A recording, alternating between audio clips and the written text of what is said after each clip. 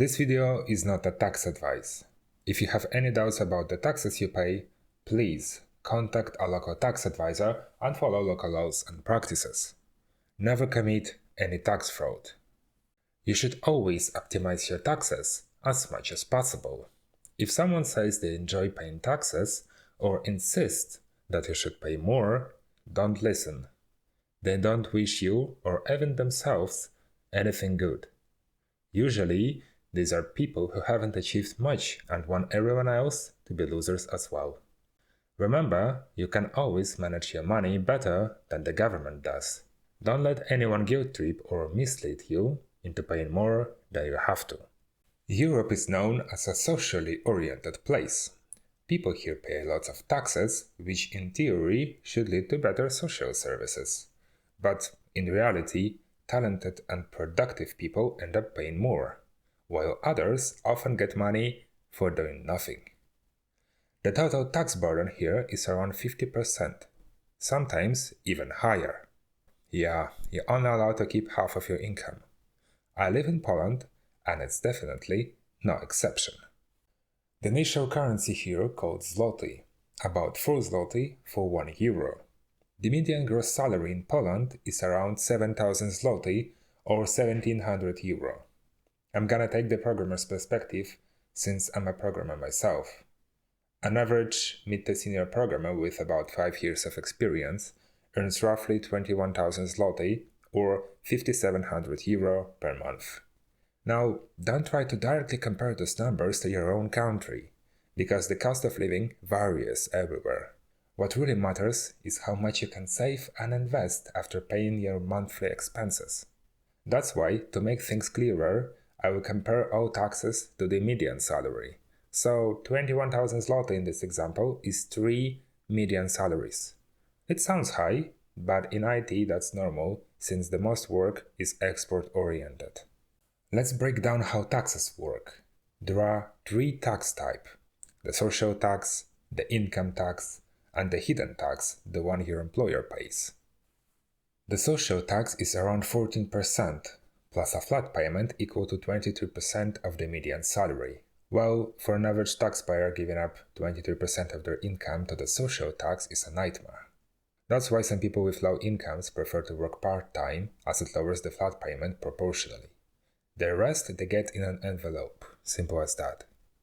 I don't blame them. Sometimes you must use shady practices to survive, or you won't be able to cover the rent and the basic needs. It's quite common in small cash-based businesses, like salons or shops. As for the income tax, there are 3 tax brackets. For 0.35 million, there is no tax. For 1.43 million, it's 12%. For everything above that, it's 32%. Most people stay within 12% bracket, and I like it, but the last 32% bracket feels like a robbery. Also, before applying the income tax, we should partially deduct the social tax and some minor expenses. So the taxable income is a bit lower than the gross. And then comes the hidden tax. It's about 20% of your gross salary. It's paid by your employer, so you won't really see it in your tax declaration. That's why it's hidden. People often don't even realize it exists, and that really disappoints me. So in our calculations, I will include it into the gross. Because it doesn't matter who pays on paper, it's taken from your pocket anyway. Now let's run a small simulation. You see that the social tax and the hidden tax are just constants, but the income tax grows as soon as you cross the brackets. Accountants usually spread the income tax across the year based on the estimated yearly gross, so the net is more or less the same every month. You might notice that the total tax is 56% of the gross salary. That's, well, extremely high in my opinion. Is it fair? No, in fact taxes have never been fair.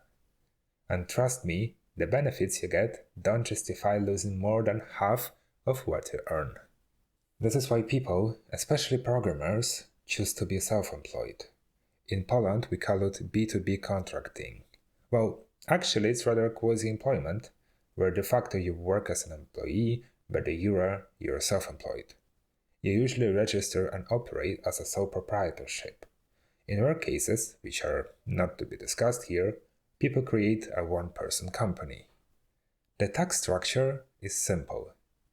Social tax is flat in our case, and it's around 24% of the median, which is almost the same as with the employment option. The turnover tax for programmers is 12%. No brackets, just simple, flat 12%. Now that's what I call optimization. And let's make the same simulation for B2B self-employment. Since there are no tax brackets, you pay the same taxes every single month. The total tax is 20%, which is low enough. Let's compare both systems side by side. Remember, in both examples the gross income is the same 3 median salaries or 21,000 zloty. The white line is the gross salary, the blue line is the employment net salary, the orange one is the B2B net income.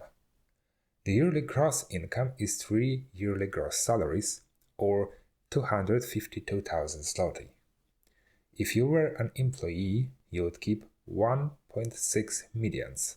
For B2B, it's 2.4 millions. I think you got my point here, right? Though I must admit, B2B has some serious disadvantages. As a contractor, you can be fired faster, but you can also quit faster. Some companies treat contractors worse, although in my experience it's rather not the case.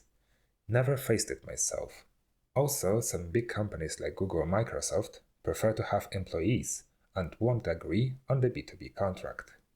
For B2B, the law does not guarantee paid vacation, paid sick leave, or paternity leave. Since you pay the social tax, you will keep access to public healthcare and will get a pension when you retire. As you can see, with tax optimization come some considerations. B2B works best if you're young, healthy, independent, and don't rely on corporate benefits. In the end, it's up to you to decide if the trade-off's worth it or not.